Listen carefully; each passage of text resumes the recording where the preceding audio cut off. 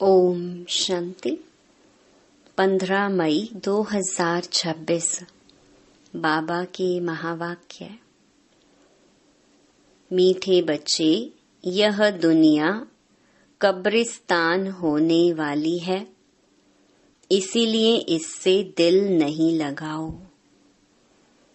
परिस्तान को याद करो। प्रश्न: तुम गरीब बच्चों जैसा खुश नसीब दुनिया में कोई भी नहीं। क्यों? उत्तर: क्योंकि तुम गरीब बच्चे ही डायरेक्ट उस बाप के बने हो जिससे सद्गति का वर्षा मिलता है।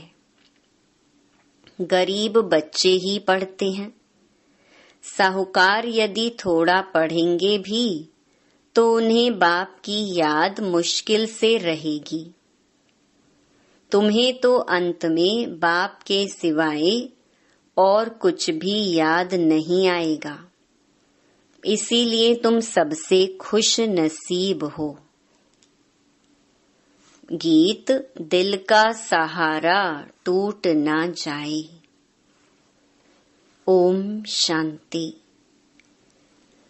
बच्चों प्रति बाप समझा रहे हैं और बच्चे समझ रहे हैं कि बरोबर यह जमाना अब कब्रिस्तान बनने वाला है। पहले यह जमाना परिस्तान था, अब पुराना हो गया है, इसीलिए इनको कब्रिस्तान कहते हैं। सबको कब्र दाखिल होना है। पुरानी चीज कब्र दाखिल होती है, अर्थात मिट्टी में मिल जाती है। यह भी सिर्फ तुम बच्चे ही जानते हो, दुनिया नहीं जानती।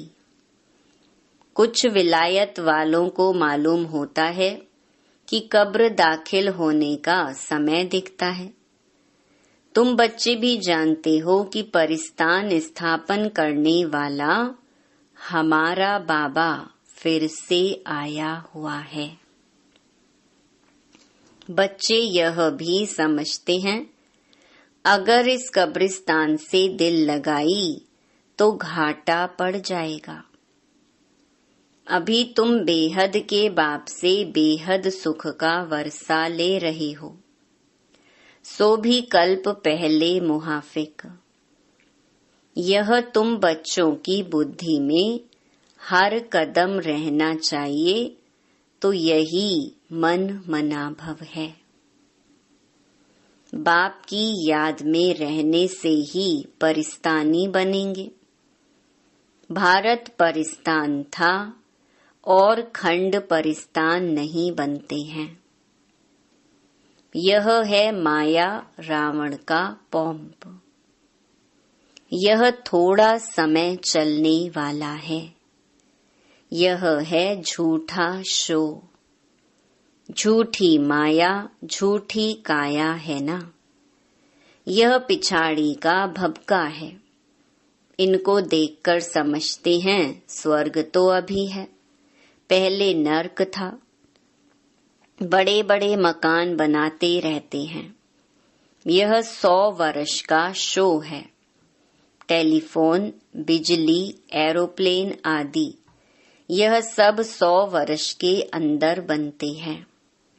कितना शो है, इसीलिए समझते हैं स्वर्ग तो अभी है। दिल्ली पुरानी क्या थी, अभी नई दिल्ली कैसे अच्छी बनी है। नाम ही रखा है न्यू दिल्ली। बापूजी चाहते थे नई दुनिया राम राज्य हो, परिस्तान हो। यह तो टेम्परेरी पॉम्प है। कितने बड़े बड़े मकान, फाउंटेन आदि बनाते हैं, इनको आर्टिफिशियल स्वर्ग कहा जाता है, अल्पकाल के लिए। तुम जानते हो इनका नाम कोई स्वर्ग नहीं है, इनका नाम नर्क है। नर्क का भी एक शो है। यह है अल्पकाल का शो। यह अभी गया कि गया। अब बाप बच्चों को कहते हैं, एक तो शांति धाम को याद करो। सब मनुष्य मात्र शांति को ढूंढते रहते हैं। कहाँ से शांति मिलेगी? अब यह सवाल तो सारी दुनिया का है कि दुनिया में शांति कैसे हो। मनुष्यों को यह पता नहीं कि हम सब वास्तव में शांति धाम के रहने वाले हैं। हम आत्माएं शांति धाम में शांत रहती हैं, फिर यहाँ आती हैं पार्ट बजाने। सो भी तुम बच्चों को मालूम है, अभी तुम पुरुषार्थ कर रहे हो सुख धाम जाने वाया शांति धाम।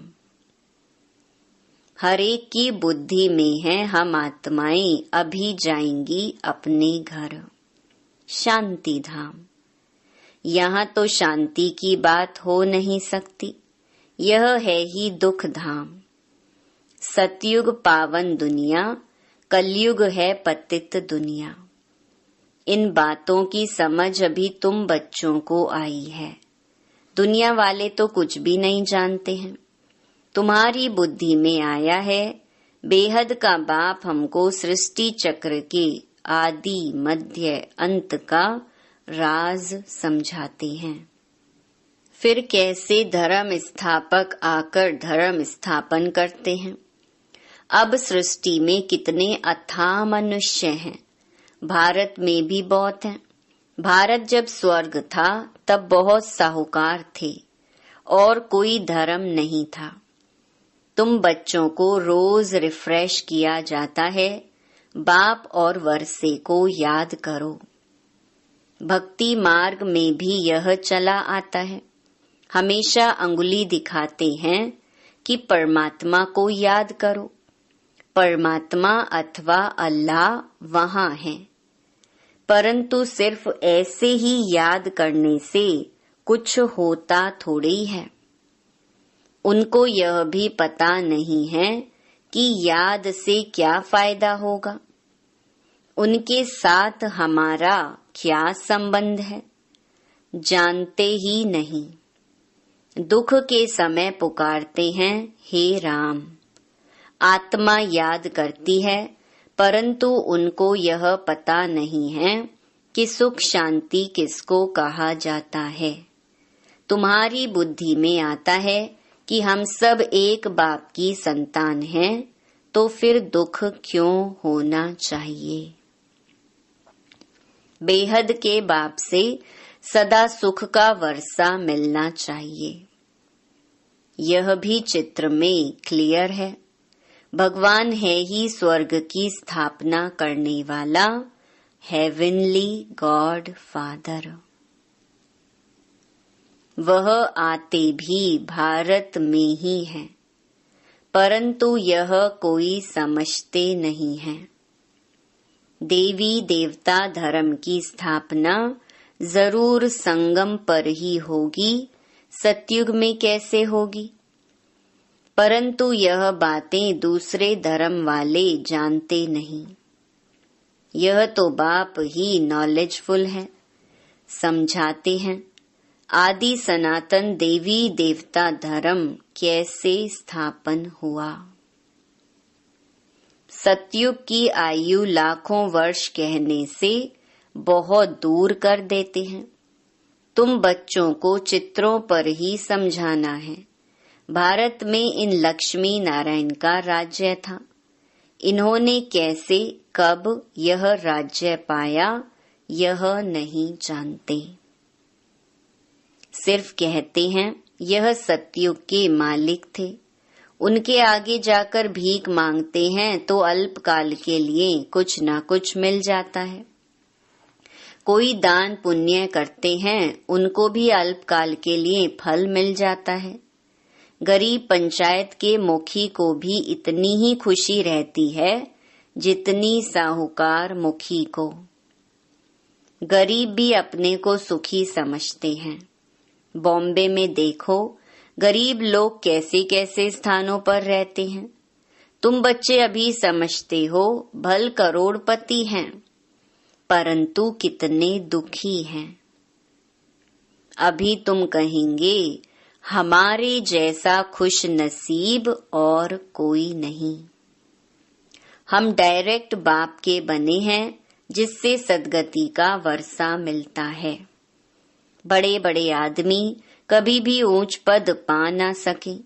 जो गरीब हैं वह साहूकार बन जाते हैं। पढ़ते तुम हो वह तो अनपढ़ हैं। करके थोड़ा पढ़ेंगे भी तो भी बाप की याद में रह नहीं सकते।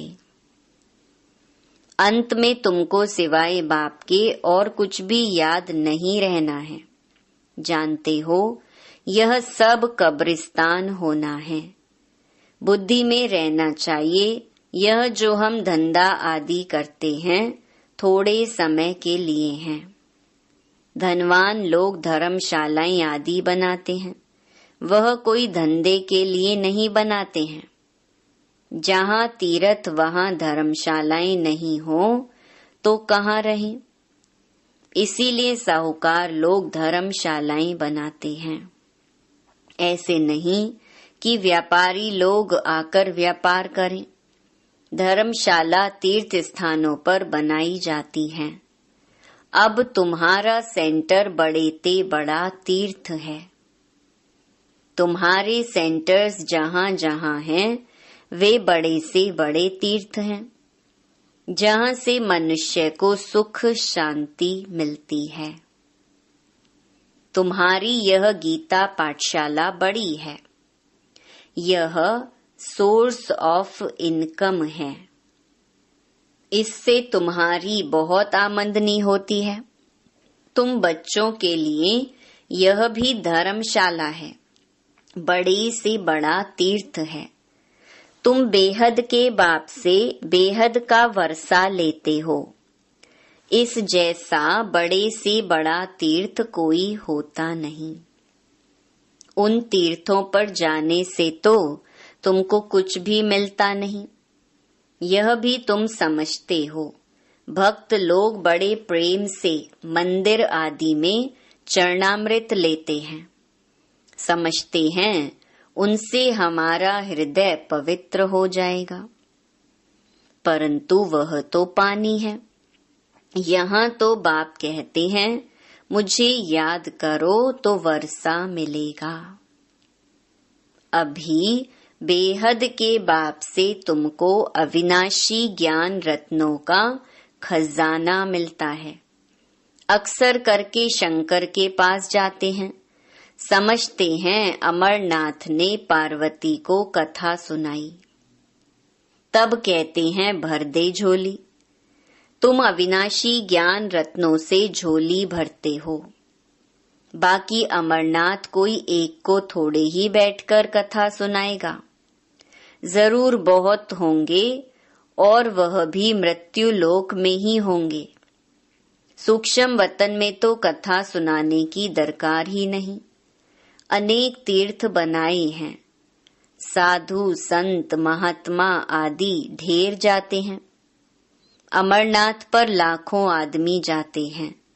कुंभ के मेले पर गंगा स्नान करने सबसे जास्ती जाते हैं। समझते हैं हम पावन बनेंगे। वास्तव में कुंभ का मेला यह है। वह मेले तो जन्म जन्मांतर करते आए, परंतु बाप कहते हैं इससे वापस अपने घर कोई भी जा नहीं सकते, क्योंकि जब आत्मा पवित्र बने तब जा सके। परंतु अपवित्र होने के कारण सबके पंख टूटे हुए हैं। आत्मा को पंख मिले हैं योग में रहने से। आत्मा सबसे तीखी उड़ती है। कोई का हिसाब किताब लंदन में अमेरिका में होगा तो झट उड़ेंगे, वहां सेकंड में पहुंच जाते हैं। लेकिन मुक्ति धाम में तो जब कर्मातीत हो तब जा सके। तब तक यहाँ ही जन्म मरण में आते हैं। जैसे ड्रामा टिक टिक हो चलता है, आत्मा भी ऐसे है। टिक हुई यह गई।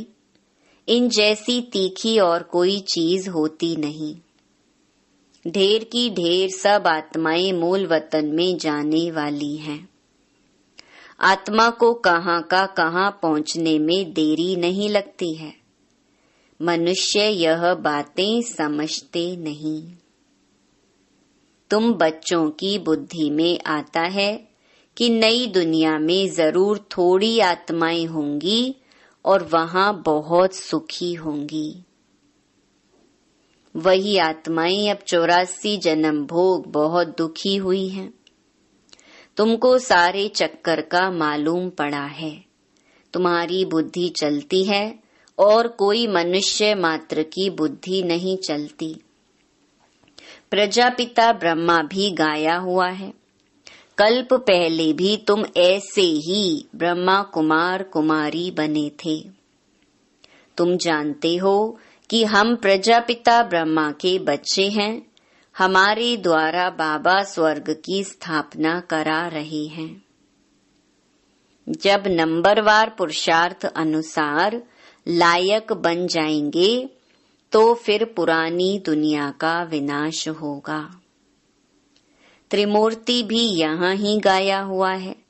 त्रिमूर्ति का चित्र भी रखते हैं। उसमें शिव को दिखाते नहीं। कहा भी जाता है ब्रह्मा द्वारा स्थापना। कौन कराते हैं? शिव बाबा। विष्णु द्वारा पालना। तुम ब्राह्मण अभी लायक बन रहे हो देवता बनने के लिए। अभी तुम वह पार्ट बजा रहे हो, कल्प के बाद फिर बजाएंगे। तुम पवित्र बनते हो, कहते हो बाबा का फरमान है काम रूपी शत्रु को जीतो, मामेकम याद करो। बहुत सहज है। भक्ति मार्ग में तुम बच्चों ने बहुत दुख देखे हैं। करके थोड़ा सुख है तो भी अल्पकाल के लिए। भक्ति में साक्षात्कार होता है सो भी अल्पकाल के लिए तुम्हारी आश पूरी होती है। यह साक्षात्कार होता है वह भी मैं कराता हूँ। ड्रामा में नूंद है। जो पास्ट हुआ second by second drama shoot किया हुआ है। ऐसे नहीं कहते हैं अब शूट हुआ, नहीं, यह तो अनादि बना बनाया ड्रामा है।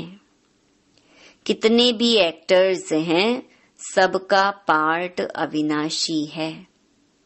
मोक्ष को कोई नहीं पाते हैं। सन्यासी लोग कहते हैं हम लीन हो जाते हैं।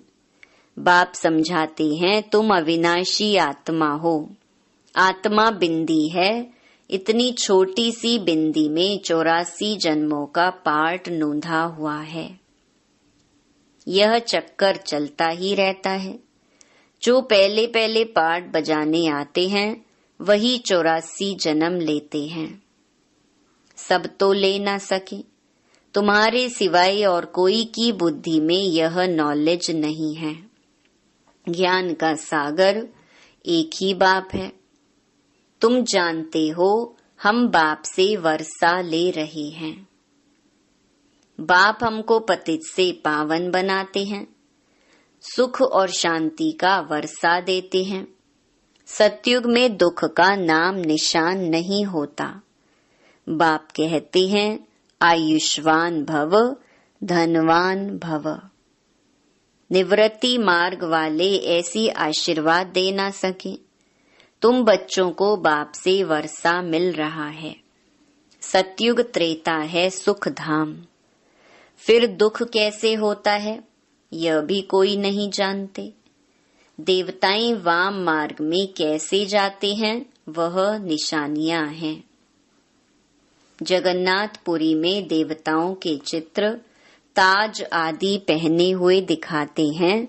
फिर गंदे चित्र भी बनाए हैं, इसीलिए उनकी मूर्ति भी काली रखी है, जिससे सिद्ध होता है देवताएं वाम मार्ग में जाते हैं तो अंत में बिल्कुल काले बन पड़ते हैं। अभी तुम जानते हो भारत कितना सुंदर था। फिर तमो प्रधान बनना ही है। ड्रामा प्लान अनुसार। अभी संगम पर तुमको यह नॉलेज है। बाप है नॉलेजफुल। तुम्हारा एक ही बाप, टीचर, गुरु तीनों हैं। यह सदैव बुद्धि में रहे। शिव बाबा हमको पढ़ाते हैं। यह बेहद की पढ़ाई है जिससे तुम नॉलेजफुल बन गए हो। तुम सब कुछ जानते हो। वह कहते हैं सर्वव्यापी है। तुम कहते हो वह पतित पावन है। कितना रात दिन का फर्क है। अभी तुम मास्टर नॉलेजफुल बने हो नंबर वार। जो बाप के पास है वो तुमको सिखाते हैं। तुम भी सबको यह बताते हो बाप को याद करो तो 21 जन्मों के लिए वर्षा मिलेगा। अच्छा, मीठे मीठे सिकिलधे बच्चों प्रति माता पिता बाप दादा का याद प्यार और गुड मॉर्निंग। रूहानी बाप की रूहानी बच्चों को नमस्ते। धारणा के लिए मुख्य सार। पहला, स्वयं रिफ्रेश रहकर औरों को रिफ्रेश करने के लिए बाप और वर्षे की याद में रहना है और सबको याद दिलाना है। दूसरा, इस पुरानी दुनिया से, इस कब्रिस्तान से दिल नहीं लगानी है। शांति धाम, सुख धाम को याद करना है। स्वयं को देवता बनने के लायक बनाना है। वरदान, ईश्वरीय अथॉरिटी द्वारा संकल्प व बुद्धि को ऑर्डर प्रमाण चलाने वाले मास्टर सर्वशक्तिवान भव। जैसे स्थूल हाथ पांव को बिल्कुल सहज रीति जहाँ चाहो वहाँ चलाते हो व कर्म में लगाते हो, वैसे संकल्प व बुद्धि को जहाँ लगाने चाहो वहाँ लगा सको। इसे ही कहते हैं ईश्वरीय अथॉरिटी। जैसे वाणी में आना सहज है, वैसे वाणी से परे जाना भी इतना ही सहज हो। इसी अभ्यास से साक्षात्कार मूर्त बनेंगे। तो अब इस अभ्यास को सहज और निरंतर बनाओ, तब कहेंगे मास्टर सर्वशक्तिवान। स्लोगन, स्वस्थिति शक्तिशाली हो तो परिस्थिति उसके आगे कुछ भी नहीं है। ये अव्यक्त इशारे सदा अचल अडोल एकरस स्थिति का अनुभव करो। आपके एकरस अचल स्थिति का ही यह अचल घर यादगार है। जैसे बाप दादा एकरस रहते हैं, वैसे बच्चों को भी एकरस रहना है। जब एक के ही रस में रहेंगे तो एकरस अवस्था में रहेंगे। क्यों शब्द की निशानी क्वेश्चन मार्क सभी से टेढ़ा होता है। जब क्यों क्या शब्द निकल जाएगा तब ड्रामा की भावी पर एकरस स्थैर्यम रह सकेंगे। अच्छा, ओम शांति।